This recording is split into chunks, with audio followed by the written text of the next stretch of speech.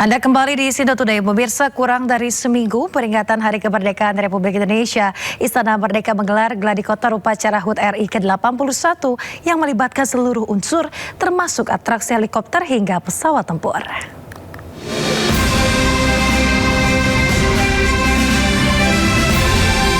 Sejumlah persiapan terus dilakukan untuk memastikan rangkaian upacara peringatan Hari Kemerdekaan Republik Indonesia berjalan lancar. Hari ini Istana Merdeka menggelar gladi kotor yang diikuti oleh Paskibraka, TNI, Polri, dan Pas Pampres. Tidak hanya itu, rangkaian gladi kotor juga diikuti oleh sejumlah penerbang yang akan menampilkan atraksi di langit istana pada 17 Agustus 2026 mendatang. Nantinya, sebanyak 81 helikopter akan beratraksi dengan menampilkan beragam manuver. Menteri Sekretaris Negara Prasetyo Hadi menyampaikan ada beberapa evaluasi minim yang harus segera diperbaiki. Mulai dari titik koordinat formasi atraksi udara hingga penyesuaian paskibraka terhadap rumput istana. Ini misalnya dari sisi koordinat supaya betul-betul center posisi dari manuver baik pesawat maupun heli, dari sisi podium utama terutama, di mana nanti Bapak Presiden beserta dengan para tamu menyaksikan. Itu salah satu yang tadi juga langsung dikoreksi, langsung kita bahas koordinatnya. Ada, karena juga ada penyesuaian ya, biasanya adik-adik kan setelah sekian lama berlatih di tempat yang agak berbeda dengan yang sekarang. Contohnya adalah tebal rumput di halaman istana. Itu secara teknis juga tadi mempengaruhi kebiasaan adik-adik kita ya, yang biasanya sudah ini secara teknis nih keras rumputnya atau lapangannya. Nah, di istana cukup tebal, jadi butuh sedikit penyesuaian. Jadi tadi para pelatih minta izin untuk menambah porsi latihan, dan tadi langsung kami sebagai penanggung jawab kami akan izinkan meskipun di luar jadwal yang awal untuk baik gladi parsial maupun gladi kotor. Gladi kotor akan dilaksanakan sebanyak 2 kali selama 2 hari berturut-turut. Sementara gladi bersih akan dilaksanakan 1 atau 2 hari menjelang 17 Agustus guna memastikan seluruh rangkaian upacara berjalan sempurna. Pemirsa, atraksi udara TNI akan turut mewarnai upacara perayaan HUT ke-81 Indonesia di Istana Negara, Jakarta. Ya, sejumlah jet tempur tampak melakukan gladi atraksi manuver di langit Jakarta pada hari ini.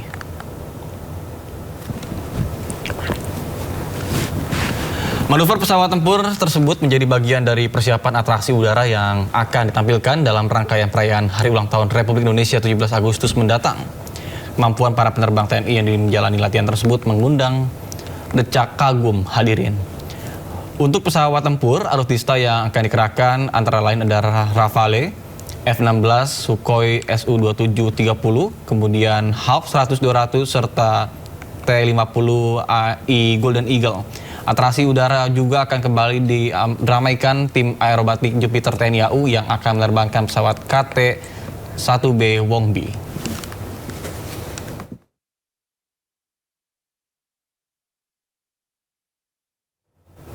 Pemirsa, untuk mengetahui persiapan gladi kotor fly past jelang upacara perayaan HUT ke-81 Indonesia, kami telah terhubung dengan rekan kami Juan Guardiola dan juru kamera Nadia yang kini berada di Halim Perdana Kusuma, Jakarta. Ya, baik, selamat pagi Juan. Seperti apa persiapan jelang upacara perayaan Hari Ulang Tahun ke-81 di sana? Silakan. Ya, selamat pagi Nata dan juga Yasmin. Saat ini saya berada di landasan udara Halim Perdana Kusuma, Jakarta Timur, di mana saat ini di belakang saya sudah berjejer pesawat-pesawat yang akan dilakukan untuk gladi kotor tentunya. Dan ini merupakan gladi kotor ke hari kedua, di mana menjelang HUT ke-81 Republik Indonesia nanti akan ada aksi akrobatik dari TNI Angkatan Udara dengan berbagai pesawat yang mereka miliki, termasuk pesawat tempur, pesawat taktis, pesawat latih, dan juga ada heli kolibri. Dan ini dari layar kaca Anda terlihat beberapa pesawat sudah dipersiapkan karena hingga saat ini memang pihak dari Landasan Udara Halim Perdana Kusuma masih menyiapkan proses-proses supaya nanti saat melakukan gladi kotor bisa semuanya berjalan dengan lancar, aman, dan sukses. Karena memang saat ini kami tadi sudah berbincang sedikit sebenarnya dengan beberapa pilot yang akan terbang untuk melakukan latihan gladi kotor. Tentunya mereka juga sedang mempersiapkan atribut seperti wear pack dan juga alat-alat keamanan yang lainnya. Dan dapat kami sampaikan bahwa nantinya di gladi kotor ini akan ada berbagai formasi yang dilakukan, termasuk yang salah satunya dinanti-nanti adalah Garuda Flight, di mana nanti ada sekitar belasan pesawat yang akan melakukan formasi menunjukkan angka 81, yang artinya memperingati hari ulang tahun ke-81 Republik Indonesia. Dan rencananya ini akan menghiasi langit Jakarta pada tanggal 17 Agustus 2026. Nantinya rencana akan ada gabungan dari 6 pesawat termasuk F-16. Ada 4 pesawat Hawk dan 6 pesawat T-50 yang melintas dari selatan ke utara membentuk angka 81 yang tentunya sangat rapi dan sangat ciamik untuk ditonton bagi masyarakat maupun para tamu undangan yang ada di upacara pada tanggal 17 nanti. Dan sementara itu kami juga dapat menyampaikan bahwa informasi yang kami terima nantinya persiapan gladi kotor ini akan dimulai pada pukul 9:19 waktu Indonesia Barat dan akan selesai pada sekitar 11:30 waktu Indonesia Barat, sehingga nantinya mereka para pilot yang sudah dipersiapkan untuk melakukan gladi resik nanti akan melakukan gladi kotor akan melakukan gladi kotor selama kurang lebih 3 jam untuk mematangkan formasi yang telah disiapkan guna menghiasi langit Jakarta pada tanggal 17 Agustus 2026 mendatang. Sementara demikian, Nata dan juga Yasmin, kembali ke studio. Baik, terima kasih rekan Juan Guardiola dan juru kamera Nadia melaporkan langsung dari Halim Perdana Kusuma, Jakarta. Selamat bertugas kembali. Ya, pemirsa, pendaftaran untuk masyarakat umum yang ingin menghadiri peringatan HUT RI ke-81 di Istana Merdeka telah dibuka. Ya, aturan baru yang diberlakukan, pihak istana akan menyaring pendaftar hanya untuk yang belum pernah mengikuti upacara di Istana Merdeka. Istana Merdeka terus bersolek jelang perayaan Hari Ulang Tahun ke-81 17 Agustus mendatang.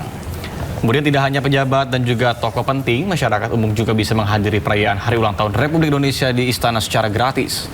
Namun, ada aturan baru yang dibuat oleh pihak istana, yakni untuk masyarakat yang belum pernah mengikuti upacara di istana yang diperbolehkan ikut pada tahun ini.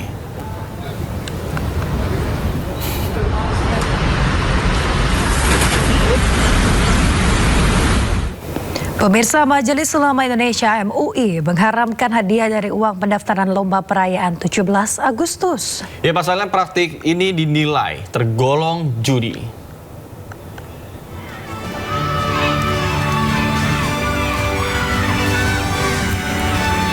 Dikutip dari laman MUI Digital, Wakil Sekretaris Komisi Fatwa MUI Kiai Haji Muiz Ali menegaskan penyelenggaraan lomba perayaan 17 Agustus hukumnya boleh.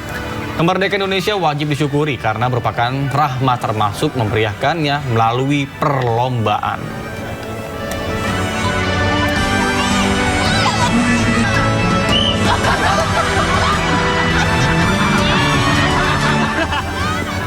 Ya, Nata dan juga pemirsa, ini ngomong-ngomong soal 17-an ya, lomba. Kira-kira sejak kapan ya lomba 17-an ini diadakan? Ya, terkait dengan hal tersebut, untuk biasanya kalau misalnya namanya di acara 17 Agustus ini kayak lomba-lomba itu pasti ada hadiah-hadiahnya yang tentunya agar menarik perhatian para peserta, ya nggak sih, Min? Ya, dan kita memiliki informasi pemirsa secara singkat terkait awal mula lomba 17-an.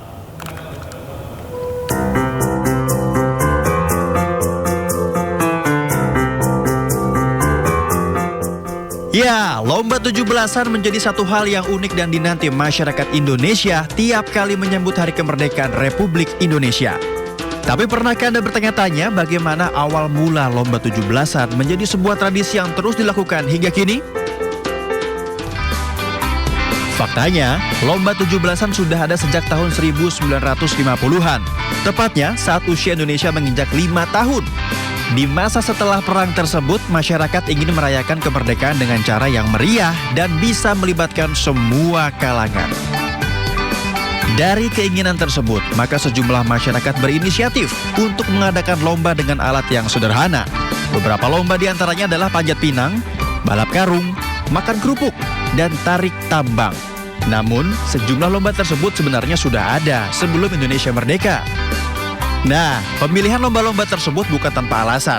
Lomba-lomba tersebut dipilih karena dinilai memiliki makna. Contohnya, panjat pinang dan tarik tambang yang memiliki makna gotong royong. Balap karung dan makan kerupuk yang memiliki makna semangat juang dikala dihadapkan dengan keterbatasan. Dari situlah, lomba 17-an tidak hanya diartikan sebagai sebuah perayaan, melainkan menjadi sebuah pengingat bahwa kemerdekaan diraih dengan perjuangan dan harus dihargai. Inilah perdebatan yang terjadi saat pihak kecamatan menegur seorang tukang cukur di Kecamatan Rancabungur, Kabupaten Bogor, Jawa Barat, karena belum memasang bendera merah putih di kiosnya. Petugas tersebut mengaku menjalankan perintah Bupati Bogor. Kemudian tukang cukur tersebut sebelumnya memilih tidak mengibarkan bendera karena berpandangan Indonesia belum benar-benar merdeka. Namun setelah ditanya cukup keras oleh petugas kecamatan, tidak ada penjelasan tentang pandangannya tersebut.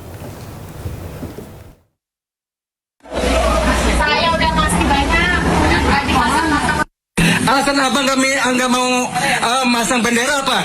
Alasannya saya tanya. Apa? Ya alasannya, abang ini kan udah merdeka. Abang disuruh pasang bendera sama ibu camat. Itu ibu camat loh. Alasannya apa dulu? Kata siapa udah merdeka? Ya, jawab. Ya, emang kata situ belum merdeka? Belum. Alasan nggak belum merdeka apa? Alasannya, sok. Alasannya apa? Lagi kerjanya ganggu dah. Iya harus. Ini harus dipublikasikan. Kami dari kecamatan loh. Abang nggak menghargai ibu camat tadi. Ini ada dasar perintah dari Bupati. Abang tadi bilang belum merdeka. Apa yang abang pikirkan belum merdeka negara ini? Coba ngomong. Silakan. Bang, ngomong. Tim Polres. Sama itu. Ngomong. Alasannya apa tadi? Abang belum merdeka. Alasannya dulu. Iya, alasannya dulu tadi belum merdeka. Saya penasaran. Omongnya belum merdeka apa? Ini harus dilaporkan soalnya. Alasannya apa? Belum merdeka. Abang nggak menghargai ibu camat tuh tadi. Ya, pemirsa, setelah videonya viral, sang tukang cukur akhirnya memohon maaf. Ya, tanpa ada pembelaan diri, Nur Hidayat akhirnya mengakui bahwa Indonesia sudah merdeka. Assalamualaikum warahmatullahi wabarakatuh. Saya Nur Hidayat atau Abuy selaku pengusaha pangkas rambut yang berada di Bantar Kambing. Dengan ini saya menyatakan permohonan maaf atas ucapan saya kemarin yang mengatakan bahwa Indonesia itu belum merdeka. Sebetulnya itu salah, Indonesia itu sudah merdeka. Kita ke informasi lain, pemirsa, tragedi drag race maut di Kota Bobagus, Sulawesi Utara yang menewaskan 8 orang dan melukai 9 lain yang memasuki tahap penyelidikan. Ya, Korlantas Polri mengerahkan teknologi Traffic Accident Analysis atau TAA untuk merekonstruksi detik-detik kecelakaan secara digital.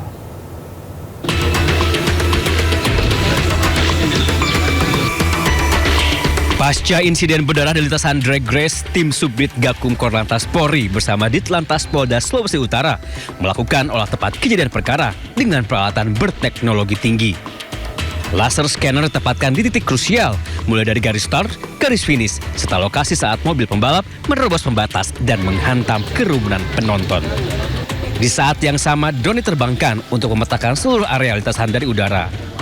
Melalui teknologi Traffic Accident Analysis, petugas dapat merekonstruksi posisi kendaraan, titik tubrukan, sebaran korban hingga memperkirakan kecepatan mobil saat kecelakaan terjadi dalam tampilan 3 dimensi. Ya, ini adalah metode ya secara ilmiah untuk mengungkap ya kejadian sebelum, saat kejadian dan pasca secara visual 3 dimensi. Nanti yang hasil yang didapat. Hasil rekonstruksi digital ini diharapkan memberikan gambaran utuh mengenai rangkaian peristiwa, sekaligus menjadi alat bukti ilmiah untuk memastikan penyebab kecelakaan dan menentukan pihak yang harus bertanggung jawab atas tragedi yang merenggut 8 nyawa tersebut. Tim Liputan iNews melaporkan. Pemirsa, polisi menangkap 2 penyekap lansia sebuah apartemen di Tangerang Selatan, Banten. Dalam menjalankan aksinya, pelaku berdalih menjadi anggota KPK dan tahanan KPK.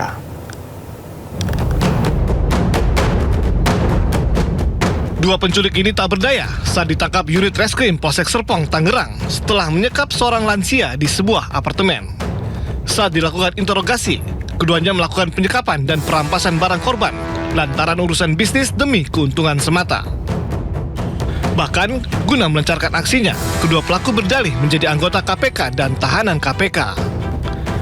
Menurut Kapolres Tangerang Selatan AKBP Boy Jumalolo, kedua pelaku merupakan kurir ekspedisi. Menurut polisi, kedua pelaku berhasil memeras korban hingga ratusan juta rupiah. Kesempatan ini saya sampaikan dalam menjalankan aksi, terduga pelaku A berperan dengan mengaku sebagai mantan tahanan KPK dan menyampaikan kepada korban bahwa dirinya memiliki aset pribadi yang telah disita oleh KPK senilai kurang lebih 3 miliar. Pelaku kemudian menyampaikan kepada korban bahwa aset tersebut bisa dicairkan namun membutuhkan biaya pengurusan sebesar 100 juta rupiah.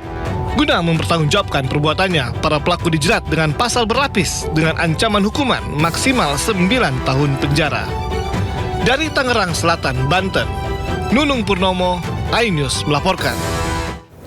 Pemirsa, aksi protes warga di Kabupaten Pangkep, Sulawesi Selatan berujung pencopotan Kapolsek Liukang Kalmas. Ya, pencopotan Kapolsek karena diduga pelaku narkoba kabur dari tangkapan polisi.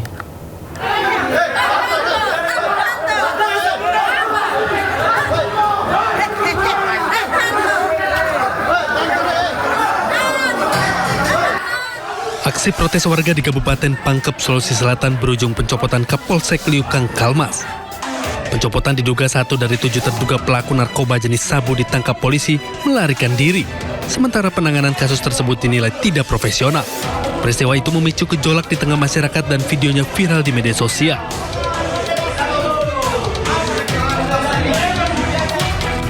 Menindaklanjuti protes tersebut, Kapolres Pangkep AKBP Aditya Pradana bersama jajaran pejabat utama mendatangi Pulau Kalu-Kalu Kuang pada 18 Agustus 2026.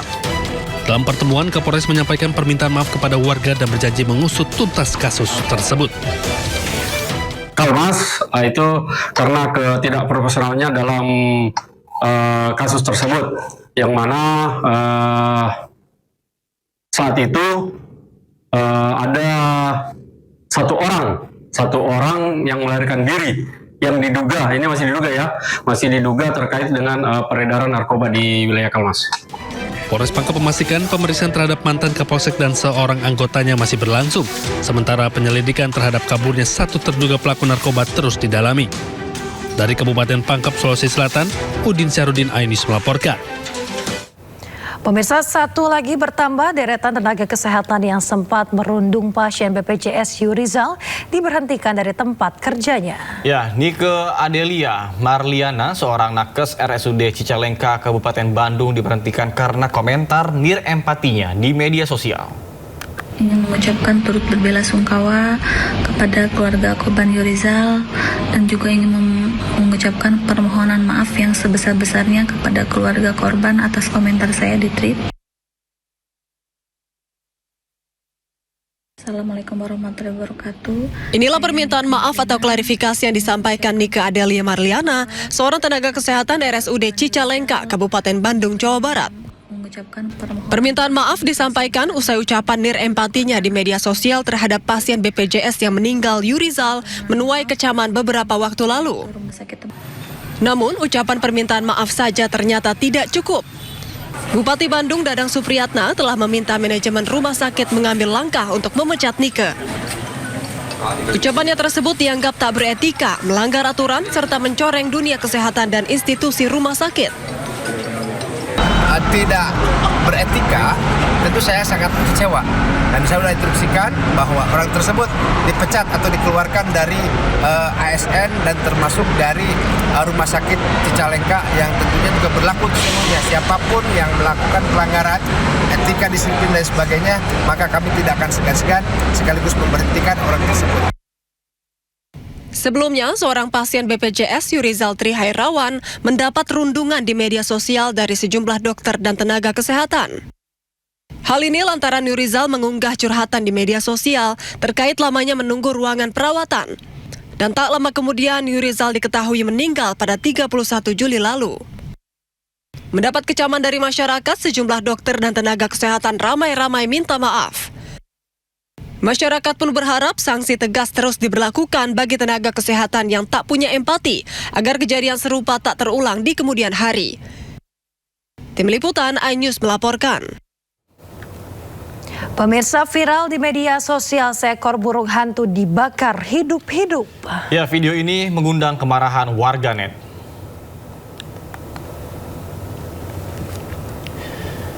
Kami terpaksa memblur video ini karena sungguh miris melihat video seekor burung hantu yang masih hidup dibakar oleh sejumlah orang. Ya, peristiwa ini terjadi di Kecamatan Pacar, Kabupaten Manggarai Barat, Nusa Tenggara Timur. Video ini kemudian viral di media sosial. Aksi keji ini kemudian disoroti netizen dan dikritisi sejumlah publik figur. Melanie Subono dan Denny Sumargo juga turut mengomentari video tersebut.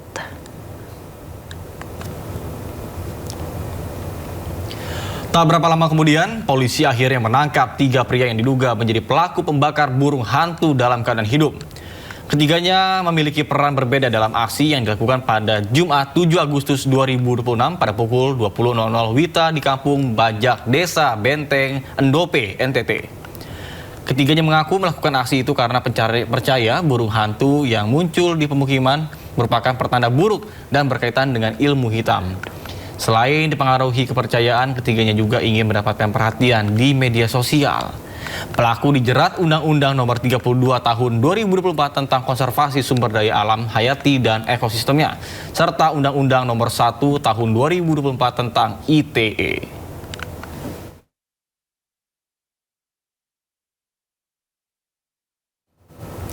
Pemirsa, Menteri Keuangan Purbaya Yudisadewa memastikan bahwa Kementerian Keuangan akan mengambil alih penyelesaian utang kereta cepat. Penyelesaian utang dan pengelolaan KCIC dari Danantara akan diambil alih oleh Kementerian Keuangan. Dengan langkah ini, KCIC tidak lagi berada di bawah naungan PT KAI. Menteri Keuangan menjamin beban finansial mega proyek ini tidak akan menggunakan dana APBN secara langsung, melainkan dikelola SMV, Special Mission versi milik Kementerian Keuangan. Dialihkan ke Kemenkyu dikelola saya semuanya kasih situ, tapi nanti akan kita pakai salah satu tangan BUMN SMV fiskal kita untuk mengelola itu. Kita kan punya banyak juga, ada SMB, ada ini, ada lain-lain. Jadi nggak langsung jadi tanggung jawab APBN. Jadi walaupun dikelola pemerintah, tidak akan memberi APBN. Kepemilikannya KCIC nanti di mana, Pak? Saya. Oh, berarti bukan di bawah KAI lagi? Pak, berarti nanti... Pemirsa, Menteri Hukum RI Supratman Andi Aktas menyatakan hukuman mati boleh diterapkan kepada koruptor. Di Al-Quran. Supratman ungkap di KUHP baru, hukuman mati bisa dilakukan penyesuaian setelah masa tunggu 10 tahun. Namun, terkait dengan penerapan hukuman mati, dirinya menegaskan tergantung implementasi dari jaksa dalam memberikan tuntutan mati, serta hakim yang menjatuhkan hukuman mati di pengadilan. Sebelumnya viral di media sosial potongan video khutbah Kiai Haji Mustain Syafi'i. Dalam video tersebut, sang Kiai menyerukan hukuman potong tangan dan juga mati bagi para koruptor. Dulu hukuman mati nggak pernah hilang di Indonesia, ya kan? Kan hukuman mati masih tetap ada di Undang-Undang Tipikor, kemudian memang di KUHP kita yang baru hukuman mati itu bisa dilakukan penyesuaian setelah ada masa tunggu kurang lebih 10 tahun. Tapi apakah hukuman mati boleh? Ya boleh, tergantung. Kalau penyidiknya maupun penuntutnya, apalagi JPU-nya menyatakan bahwa tuntutan maksimal adalah hukuman mati, boleh. Hakim menjatuhkan hukuman mati boleh atau tidak, boleh. Jadi itu bukan perdebatan hukum, soal implementasi. Takut mendapatkan ancaman serangan Iran, Presiden Amerika Serikat Donald Trump bersembunyi di truk catering bandara dan juga berganti pesawat secara diam-diam. Informasi mancanegara kami hadirkan usai jeda berikut, tetaplah di